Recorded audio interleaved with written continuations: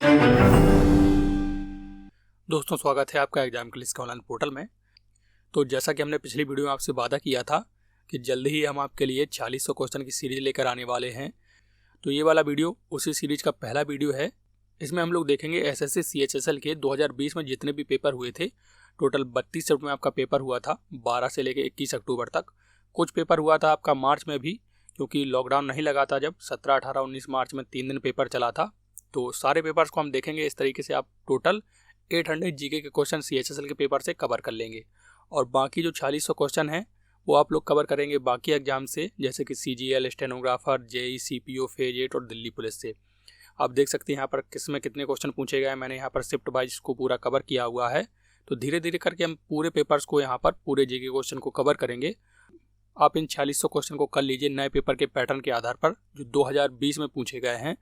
आपको अपनी तैयारी में एक अलग ही लेवल का कॉन्फिडेंस महसूस होगा, क्योंकि इससे हमें जानने का मौका मिलेगा कि एग्जाम में दरअसल किस तरीके के क्वेश्चन पूछे जाते हैं। करंट अफेयर्स पूछा जाता है तो कैसा पूछा जाता है, पॉलिटी, जीके, हिस्ट्री किस लेवल की पूछी जाती है। तो इन सब क्वेश्चन को करने के बाद आपकी तैयारी का जो लेवल है वो काफ़ी बढ़ जाएगा। तो इस वीडियो हम लोग करेंगे 17 मार्च की फर्स्ट शिफ्ट में जो पेपर हुआ था, पहली शिफ्ट में हुआ था 10 से 11 AM में, उसमें कौन कौन से जीके के क्वेश्चन पूछे गए थे। तो बिना ज़्यादा टाइम वेस्ट किए हुए सीधे इसको चलते हैं क्वेश्चन पे। और अगर आपको अपनी तैयारी में मेरा छोटा सा सहयोग पसंद आए तो चैनल को सब्सक्राइब करना मत भूलिएगा। चलते हैं सीधे क्वेश्चंस पर। इनमें पहला क्वेश्चन पूछा गया था आपसे, निम्नलिखित में से कौन सा राज्य भारतीय संविधान की 6वीं अनुसूची में शामिल है। कौन सा शामिल है ये पूछा गया था। तो संविधान की जो 6वीं अनुसूची है वो है भारतीय राज्यों में अनुसूचित जाति और अनुसूचित जनजाति के प्रशासन से संबंधित, जबकि भारतीय संविधान की जो 5वीं अनुसूची है वो भी अनुसूचित जाति से संबंधित है, लेकिन 6ठी अनुसूची कुछ ज़्यादा पावरफुल होती है। इसमें जो भी राज्य शामिल हैं उनके पास बाकियों से ज़्यादा ताकत है रूल बनाने के लिए। यहाँ पर जितनी भी अनुसूचित जनजातियाँ रहती हैं इन राज्यों में, उनके लिए अलग प्रावधान कर सकते हैं ये वाले राज्य। देखिए, हर कोई राज्य इस 6वीं अनुसूची में शामिल होना चाहता है, चाहे वो अरुणाचल प्रदेश हो, यहाँ तक कि उत्तर प्रदेश, बिहार, मध्य प्रदेश भी चाहते हैं कि हम इन राज्यों की सूची में शामिल हो जाएं। तो यहाँ पर आपसे पूछा गया था कौन सा शामिल है, तो इसका जो राइट आंसर है वो है मिजोरम। इनको जो याद करने की ट्रिक होती है वो ट्रिक है ATM। ए से हो जाता है आपका असम, टी से त्रिपुरा, M से 2 राज्य बनते हैं मिजोरम और मेघालय। लेकिन अगर आप केवल ATM याद करते हैं तो एग्जाम टाइम में आप कंफ्यूज हो सकते हैं। देखिए, M से तो आप भूल जाएंगे, M से मिजोरम है, मेघालय है, M से मणिपुर भी तो है, जबकि ये तो गलत आंसर है। तो इस ट्रिक को मैंने थोड़ा सा मॉडिफाई किया है। क्या किया है मॉडिफाई? इसको आप ऐसे याद रखिए, ATMIME।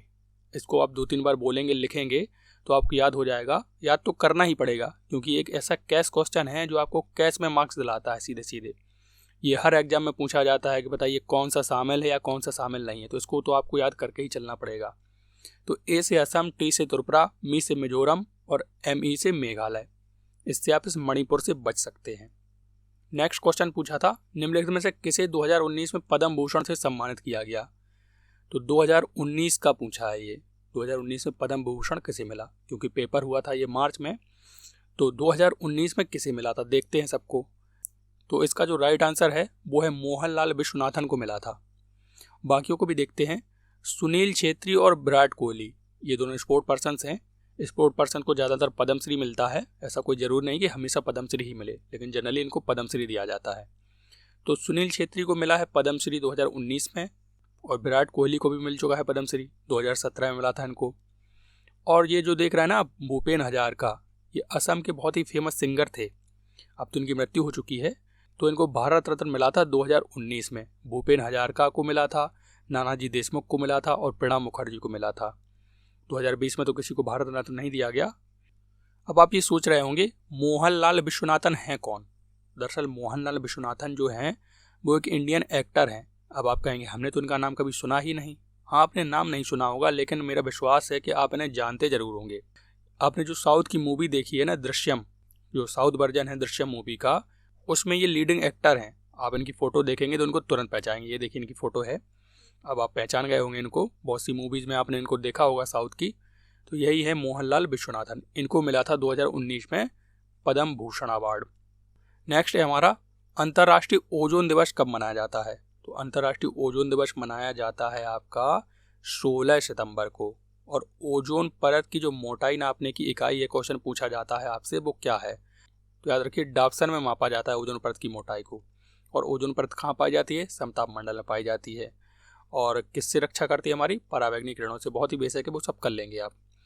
नेक्स्ट है 4 जनवरी 2020 तक की स्थिति के अनुसार 800 मीटर और 1500 मीटर दोनों की स्प्रिंट का मतलब रेस होता है, दौड़ लगाना, स्पर्धाओं में राष्ट्रीय रिकॉर्ड किसके नाम है? मोहम्मद अनास, जिनसन जॉनसन, अविनाश सेबल या अय्यसामी धरुण? तो ये जो रिकॉर्ड है नेशनल, वो है जिनसन जॉनसन के पास। ये जनवरी 2020 तक का था और अभी भी ये रिकॉर्ड इनके पास है। आप कहेंगे ये कैसा नाम है? ये तो किसी अंग्रेज का नाम लग रहा है, ये तो भारत के हैं ही नहीं। दरअसल ये भारत के ही हैं। ये रहने वाले हैं केरल के। इनको देख लीजिए, इन्होंने एशियन गेम्स 2018 में हुए थे जो इंडोनेशिया के जकार्ता में, उसमें इन्होंने 1500 मीटर की रेस में जीता था गोल्ड मेडल और 800 मीटर में जीता था सिल्वर मेडल। ये नेशनल रिकॉर्ड होल्डर हैं भारत के और वर्तमान में आर्मी में हैं, जूनियर कमांड ऑफिसर हैं आर्मी में। नेक्स्ट है भारतीय रेलवे रेल कोच फैक्ट्री किस शहर में स्थित है? यहाँ पर मैंने आपकी सुविधा के लिए इंग्लिश में भी क्वेश्चन लिख दिया है। In which city is Indian railway rail coach factory located? Bengaluru, Kapurthala, Chennai या चितरंजन? तो भारतीय रेलवे रेल कोच फैक्ट्री है वो है कपूरथला, पंजाब में। यहाँ पर रेल के डिब्बे बनाए जाते हैं। बाकियों पे भी देखते हैं कहाँ कहाँ क्या है। तो बेंगलुरु में है रेल व्हील फैक्ट्री और कपूरथला में तो देख लिया हमने रेल कोच फैक्ट्री है। चेन्नई में है इंटीग्रल कोच फैक्ट्री, यहाँ भी रेल के डब्बे बनते हैं। कोच का मतलब होता है रेल का डब्बा। और चितरंजन में बनते हैं लोकोमोटिव। चितरंजन लोकोमोटिव वर्क्स है यहाँ पर। लोकोमोटिव का मतलब होता है ट्रेन का इंजन। अब इसमें एक चीज़ और मैं बताता हूँ आपको। ये तो हो गई दोनों कोच यानी कि डब्बा बनाने वाली फैक्ट्री, ये हो गई पहिए बनाने वाली फैक्ट्री, ये हो गई लोकोमोटिव बनाने वाली फैक्ट्री।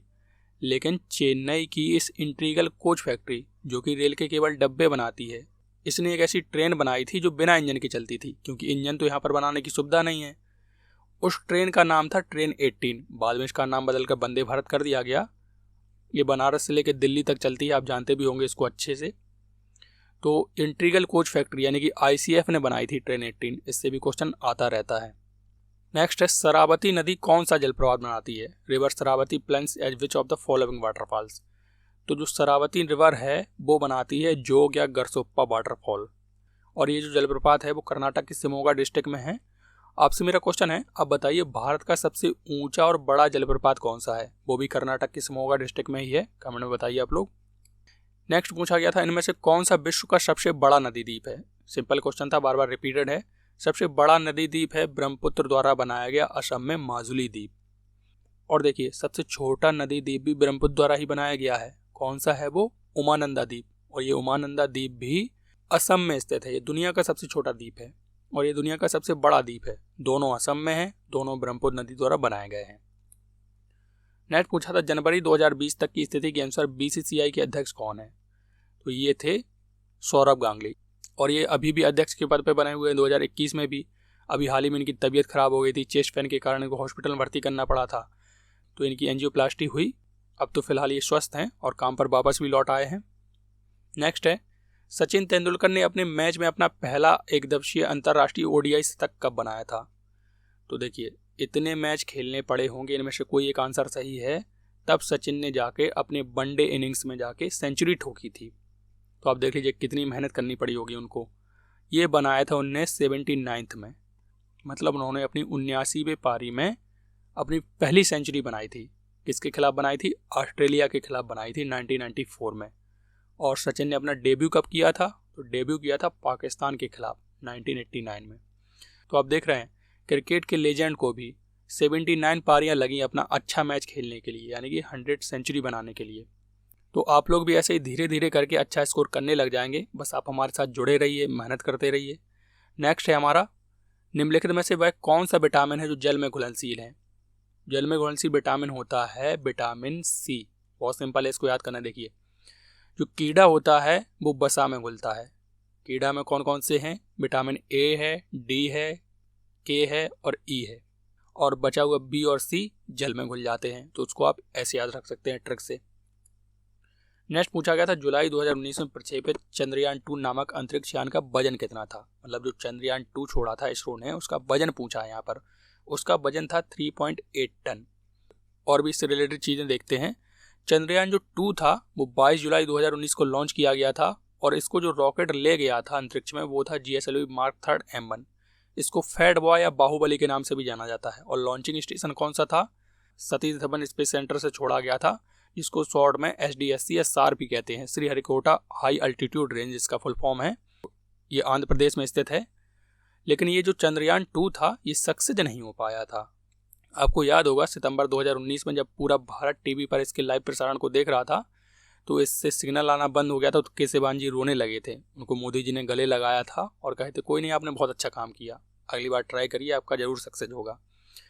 तो ये तो फेलियर हो गया था, लेकिन ये सक्सेस होता तो इसमें क्या होता, ये अपने साथ एक ले गया था मून ऑर्बिटर और एक ले गया था विक्रम लैंडर और एक प्रज्ञान रोवर। मून ऑर्बिटर ने तो अपना काम पूरा कर दिया, इसका काम था इसको चंद्रमा की कक्षा में ले जाना। उसके बाद क्या होता, चंद्रमा की कक्षा से एक छोटा सा यान निकलता, उसका नाम था विक्रम लैंडर। वो धरती पर लैंड करता चंद्रमा की। उसके बाद उसी लैंडर में से एक रोवर निकलता जो चंद्रमा की धरती पर धीरे धीरे टहलता और नमूने इकट्ठे करता। फिलहाल जैसे ही विक्रम लैंडर चंद्रमा की धरती पर उतरा तो सिग्नल आना बंद हो गए थे। क्वेश्चन आपसे ये पूछा जा सकता है, इस विक्रम लैंडर का नाम किसके ऊपर रखा गया था? विक्रम लैंडर रखा गया था विक्रम साराभाई, भारतीय अंतरिक्ष के जनक के नाम पर। फिलहाल इन सब क्वेश्चन को मैंने जो एक वीडियो बनाया था सैटेलाइट के नाम से, उसमें बहुत अच्छे से कवर किया है। आप चाहें तो ये वाला वीडियो चैनल पर जाकर देख सकते हैं। इसमें मैंने सब कुछ बहुत डिटेल से कवर किया है, आपको जरूर अच्छा लगेगा। इस वीडियो को देखने के बाद आपको इसरो और सैटेलाइट से रिलेटेड कोई भी क्वेश्चन कभी भी नहीं फंसने वाला है लाइफ में। नेक्स्ट है, जनवरी 2020 तक की स्थिति के अनुसार भारत के सबसे युवा शतरंज ग्रैंड मास्टर का खिताब किसके नाम था? तो जनवरी 2020 तक पूछा है। फिलहाल ये क्वेश्चन अभी भी राइट है, क्योंकि अभी भी यही है। ये कौन है? डी गुकेश हैं ये। इन्होंने केवल 12.5 साल की उम्र में ग्रैंड मास्टर बन गए थे ये, और ये वर्ल्ड के दूसरे यंगेस्ट ग्रैंड मास्टर हैं शतरंज के फील्ड में। और ये बाकी लोग भी ग्रैंड मास्टर हैं कम कम उम्र में। इनमें से ये जो विश्वनाथ आनंद हैं ये इंडिया के पहले ग्रैंड मास्टर हैं, और ये विश्व के 5 टाइम ग्रैंड मास्टर रह चुके हैं, यानी कि 5 बार। और इनकी एक किताब बहुत पूछी जा रही है आजकल एग्जाम में। कौन सी किताब है वो? उस किताब का नाम है माइंड मास्टर। इस चीज़ को आप ध्यान रखिए। और अभी हाल में एक और चीज़ इससे करंट अफेयर्स आया है कि अभी हाल में भारत के 67वें ग्रैंड मास्टर बने हैं लियोन मेंडोका। ये गोवा के हैं, इनकी उम्र है 14 वर्ष। मतलब भारत में अभी तक 67 ग्रैंड मास्टर हो चुके हैं। इसको मैंने करंट न्यूज में कवर किया था। अगर आपको ये वाला PDF अभी तक नहीं मिला है तो आप टेलीग्राम चैनल पर जाइए, आपको पूरे महीने का शॉर्ट करंट अफेयर्स यानी कि 31 मोस्ट इंपॉर्टेंट करंट अफेयर्स का PDF मिल जाएगा चैनल पर जाकर, तो चेक कर लीजिए। नेक्स्ट है, फरवरी 2020 की स्थिति के अनुसार लोकसभा में कितने सदस्य उत्तर प्रदेश राज्य का प्रतिनिधित्व करते हैं? स्टैटिक जीके का क्वेश्चन है, जबरदस्ती इसको करंट का बनाया जा रहा है। तो उत्तर प्रदेश में जो लोकसभा सीटें हैं वो पूरे भारत में सबसे ज़्यादा हैं। कितनी हैं? 80 लोकसभा सीटें हैं यहाँ पर। देखिए, उत्तर प्रदेश में कोई भी सीट हो, चाहे वो लोकसभा हो, विधानसभा हो, राज्यसभा, सारी सीटें ही बाकी राज्यों के मुकाबले उत्तर प्रदेश में सबसे ज़्यादा हैं। जैसे लोकसभा में 80 सीटें, पूरे भारत में सबसे ज़्यादा। राज्यसभा में 31 सीटें, ये भी पूरे भारत में ज़्यादा। विधानसभा में 403 सीटें हैं और विधान परिषद में 100 सीटें हैं यहाँ पर। तो सीटों के मामले में जो हाईएस्ट है वो उत्तर प्रदेश है सभी में। नेक्स्ट है, मई 2017 में भारत सरकार द्वारा वरिष्ठ नागरिकों के लिए कौन सी पेंशन स्कीम शुरू की गई थी? एक एक करके सबको हम देखते हैं। वैसे ये स्कीम थी PMVBY, प्रधानमंत्री वय वंदन योजना। इसमें था क्या कि जो वरिष्ठ नागरिक होते हैं 60+ एज के, वो 10 साल के लिए इन्वेस्टमेंट कर सकते हैं। उस इन्वेस्टमेंट पे उन्हें कुछ परसेंटेज 7 से 8% लगभग ब्याज भी दिया जाना था। तो उसी से रिलेटेड स्कीम थी ये। और भी देखते हैं सबको हम जल्दी से। PMGAY, ये प्रधानमंत्री ग्रामीण आवास योजना है। इसके तहत 2022 तक सभी को घर उपलब्ध करवाना है। उसके बाद PMGSY, प्रधानमंत्री ग्राम सड़क योजना। इसके तहत अगर किसी गांव की आबादी 500 है और किसी ऐसे गांव की आबादी 250 है जो रेगिस्तानी या पहाड़ी इलाके में है, तो उसको सड़क तक जोड़ना इसका उद्देश्य था। उसके बाद PMMVY, प्रधानमंत्री मातृ वंदन योजना है। इसके तहत जो प्रेग्नेंट और लैक्टेटिंग वुमेन्स हैं उनको 6000 रुपये तक की सहायता प्राप्त करवाना है, जिससे प्रेगनेंसी के दौरान उनको पैसे की सिक्योरिटी मिल सके। नेक्स्ट पूछा गया था, कंप्यूटर शब्दावली में निबल को क्या कहा जाता है? आधा बिट, बाइट, बिट या आधा बाइट? तो देखिए, एक चीज़ मैं बता देता हूँ आपको, बहुत इंपॉर्टेंट है, आप हमेशा के लिए याद कर लीजिए, शायद आपको पता भी होगा। 4 बिट्स में होते हैं 1 निबल, 8 बिट्स में होता है 1 बाइट। जब 8 बिट्स में 1 बाइट होता है तो सीधी सी बात है 2 निबल को मिला दें तो 1 बाइट बन जाएगा। देखिए, 2 निबल को हमने मिलाया, 1 बाइट बन गया। तो यहीं से इसका राइट आंसर निकल आएगा। 2 निबल में 1 बाइट है तो 1 निबल में कितना होगा, निबल में पूछा जा रहा है यहाँ पर, तो 1 निबल में तो आधा ही बाइट होगा फिर ना, तो आधा बाइट इसका राइट आंसर हो जाएगा। एक चीज़ और याद रखिए, बहुत इंपॉर्टेंट है कि 1 MB में 1024 KB होते हैं। ये 1024 याद रखना बहुत ज़रूरी है, एग्जाम में कंफ्यूज हो जाते हैं हम लोग, 1000 पे टिक कर देते हैं और ये आंकड़ा फिर ऐसे ही आगे बढ़ता चला जाता है। 1 GB में 1024 MB होते हैं, 1 TB में 1024 GB होते हैं और ये आगे चला जाता है ऐसे ही करके। आपको बस ये 1024 याद रखना बहुत ज़रूरी है। नेक्स्ट है, शेरशाह सूरी का मकबरा कहाँ स्थित है। शेरशाह सूरी का जो मकबरा है वो सासाराम में है, बिहार के सासाराम में। और शेरशाह सूरी ने अपने जिंदा रहते हुए ये मकबरा बनवा दिया था कि जब हम मरें तो हमारी बॉडी यहाँ पर रखवा देना। शेरशाह सूरी वही व्यक्ति है जिसने दिल्ली से हुमायूं को खदेड़ दिया था और इसके जिंदा रहने तक हुमायूं की इतनी हिम्मत नहीं थी कि अपना साम्राज्य वापस कर सकें। हुमायूं को अपना साम्राज्य मिला था इसकी मृत्यु के बाद ही। नेक्स्ट है, पुस्तक केरल गॉड्स ओन कंट्री के लेखक कौन है।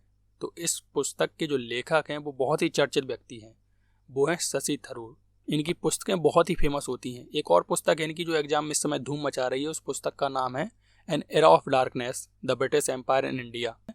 बहुत ही फेमस बुक है। आपको जब मैं आगे क्वेश्चन कराऊंगा तो आप देखेंगे कैसे वो बार बार पूछी गई है। तो इन्होंने एक और पुस्तक लिखी है, केरल गॉड्स ओन कंट्री, यानी कि भगवान का अपना घर केरल। तो ये है शशि थरूर की। नेक्स्ट है, निम्नलिखित में से कौन सा मंदिर चोल साम्राज्य का उदाहरण है। तो चोल साम्राज्य द्वारा बनाया गया मंदिर इनमें से कौन सा है। ये मंदिर है ऐरावतेश्वर मंदिर। कहाँ पर है ये, तमिलनाडु में। आप जानते हैं तमिलनाडु में चोलों ने बहुत समय तक शासन किया था और चोल वही राजा हैं जिनकी नौसेना बहुत मजबूत थी। क्वेश्चन आता है, बताइए किस राज्य के पास नौसेना थी, तो आपको बताना है चोल शासकों के पास। और भी देखते हैं मंदिरों के बारे में, जैसे कि चेन्ना केशव मंदिर है, ये कर्नाटक में है। इसको विष्णुवर्धन ने बनवाया था जो कि होयसल वंश का राजा था और होयसलों की राजधानी कहाँ थी, द्वार समुद्र थी।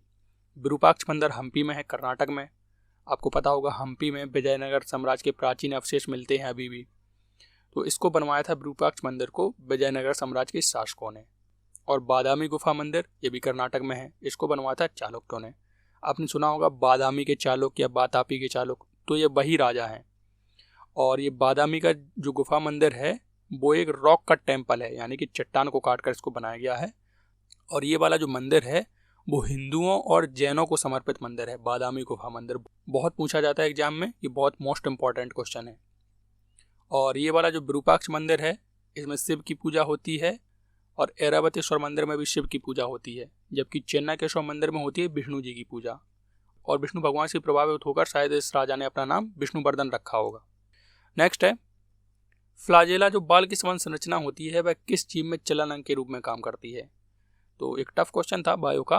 फ्लाजेला जो होती है, देखिए यहाँ पर देख लीजिए फिगर में, ये है फ्लाजेला, बाल के सवाल संरचना है ये है आपका बैक्टीरिया में, बैक्टीरिया सेल है ये। जितने भी छोटे छोटे जीवाणु, विषाणु, पैरामीशियम, अमीबा होते हैं, ये सब एक कोष के जीव होते हैं, मतलब इनमें एक ही कोशिका होती है और इसी कोशिका में बाल सा लगा रहता है, इसको कहते हैं फ्लैजेलम। इसी के थ्रू ये अपना चलते हैं, इसी को टेढ़ा मेढ़ा करके कैंचुए की तरह ये मूवमेंट करते रहते हैं अपना। तो इसका जो राइट आंसर हो जाएगा वो हो जाएगा बैक्टीरिया।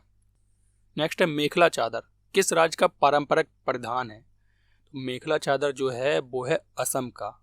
असम की जो लेडीज साड़ी पहनती हैं उसको कहते हैं मेखला चादर। अगर आपको इसको अच्छे से देखना है तो आप इंटरनेट पर सर्च कर लीजिए, आपको मिल जाएगा आराम से, मज़ा भी आएगा देखने में कि असम की बहुएं किस तरीके से मेखला चादर पहने हुए हैं। और एक जो ट्रिक है असम की बहू, वो तो इतनी फेमस है कि एग्जामिनर ने डर के उससे क्वेश्चन ही पूछना छोड़ दिया है। नेक्स्ट है हमारा, वो है नली। यहाँ पर आपको फिल इन द ब्लैंक्स बनना है। जो मूत्र को किडनी से मूत्राशय तक ले जाती है, is the tube that carries urine from the kidney to the urinary bladder. क्या नाम है उसका? उसको कहते हैं रंध्र संकोचक पेशी, मूत्रमार्ग, मूत्रवाहिनी या महाधमनी। यहाँ पर इंग्लिश में भी दिया हुआ जिससे आप आसानी से समझ सकें। ऐसे क्वेश्चन पर मैं सजेस्ट करूँगा कि आप इंग्लिश वाला देखिए। तो इसको हम फिगर के थ्रू देखते हैं। ये है हमारा यूरिनरी सिस्टम पूरा। तो इसमें देखिए, ये जो बीन के आकार की दो स्ट्रक्चर हैं, ये है हमारी किडनी। ये शरीर से भोजन और पानी के माध्यम से जो भी हम आहार ग्रहण करते हैं उससे गंदगी को अलग करने का काम करती हैं, मतलब विषैले पदार्थों को। और विषैले पदार्थों को अलग करके कहाँ पहुँचाती हैं? ब्लैडर में पहुँचाती हैं। तो ब्लैडर तक जो नली ले जा रही है उसका नाम है यूरेटर। तो यूरेटर यहाँ पर हमारा राइट आंसर हो जाएगा। कहाँ पर है यूरेटर? ये रहा, मूत्रवाहिनी। और एक और देख रहे हैं आप यूरेथ्रा। यूरेथ्रा क्या है?